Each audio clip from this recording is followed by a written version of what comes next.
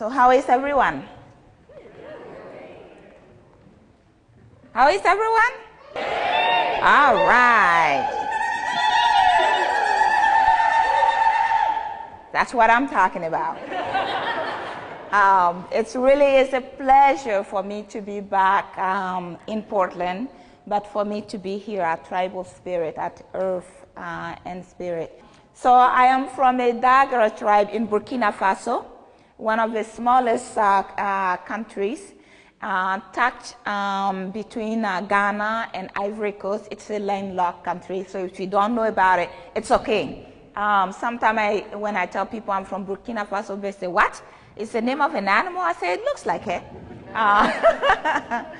But in this small country, French-speaking as its official language, because we have 60 languages with 60 tribes, yes, not counting the dialect. And that is a whole different ballgame altogether, because sometimes you cannot even understand, the dialect that they're speaking. And in this community, they're not really different from other indigenous communities around the world, except that maybe they're a little bit crazier. In fact, the Dagara people are called the wild people, the one who is always going away. We don't have a hierarchy in the community. We do have elders, and the elders are very important. The elders, along with the children, create a stable environment for all of us to have some form of sanity. And so for us, children are the messengers from Spirit, or in fact, Spirit, coming to test our genuineness, our willingness, and our sincerity.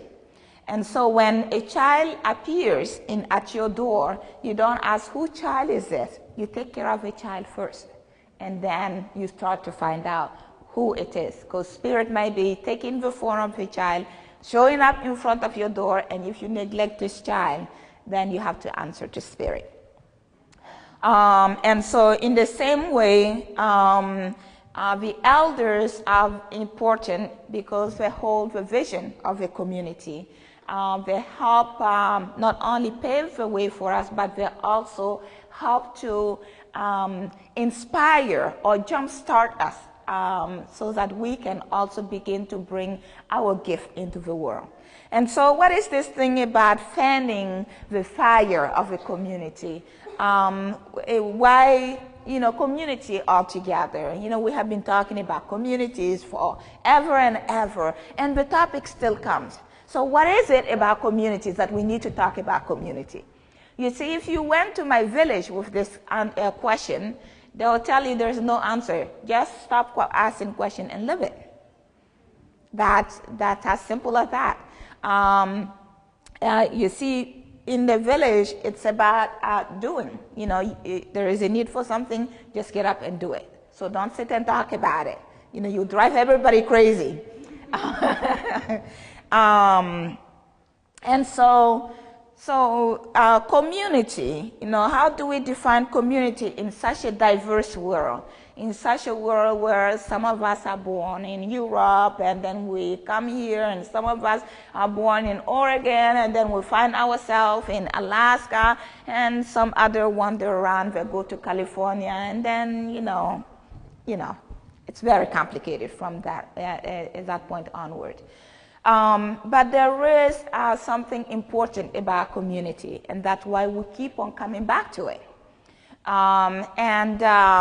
In my tradition, community is the guiding light behind any being, any person, that helps that person or being achieve their life purpose. For without a community, an individual is lost, without a place to contribute, without a place where the light can be shone upon them. And so I believe that is that very piece that creates that longing for us, the longing for the community. Who can see me? who can accept me, not tolerate me. Because you only tolerate when you don't know what else to do not to kill the person. It's true. And so community basically goes into the really nitty-gritty of our human need. It is at the core of our human existence, because upon community comes relationships. And we all know that healthy relationships are at the heart of every human life. Without a healthy relationship, we will continue to do therapy until we die and come back and die again, and nothing is going to change. And so what we are yearning for is basically a place that will give us that home, not just a physical home, because a lot of us have homes, and we even have alarms in them, and sometimes we go back, the alarm is still on, and we're still looking in the closet in case someone got in there. Yeah? So the home we are really longing for is not something that is outside somewhere. The home that we are looking for is actually in the heart, in the soul of other people out there. And so this notion that you cannot go back home is true. And it is also true that you can go home. And so how do you go home in a context where you don't have a physical home? You can go home to the heart of the people who hold you in, or who have always held a space there for you. It doesn't matter whether you have well behaved. It doesn't matter whether you are the craziest child they have ever seen. But as long as someone has a space in the heart for you, you will always go home. And so that's why in the Dagre tradition they say either we are all going to go home or no one goes home. And that is why people who are homeless really help us to look at our own homelessness. It's not because we live in a home that we don't feel homeless. We still feel that longing for someone to recognize who we are beyond, the need for other people to make us what they want us to be so they can feel comfortable. But people who really know that there is a spirit in this person, that there is a spirit that has come with a purpose, a spirit with a purpose that whose gift needs to be received so they can be freed. Because if we are not here with spirit, with gift, then what are we doing here? And so the part of the fanning of a community fire is to find that gift within the community where we belong, the gift that our community must receive. And that is part of the reason why we're continuously creating clubs, why we're continuously looking for one more degree, hoping that it's going to now give us permission to go out and live our purpose instead of making a living. Because those are two separate things.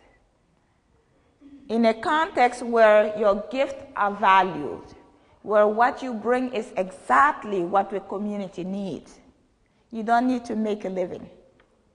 All you need to do is to be yourself and live your purpose. And that is part of the reason why the government doesn't like artists very much, because because they don't conform, despite the fact that they have created all kind of mold to beat them into them and stomp them into them. They still manage to escape, and they continue to do what they need to do. But thank God for it, because if they don't create art, if they don't make art, we'll all go crazy. Art is what breathes heart into the community. Art is what keeps us sane. And so, so how do we then create the space for the artists? How do we create the space for the children? How do we create the space for the elders and for us. And is that a possible thing in this mobile community? Well, we'll find out.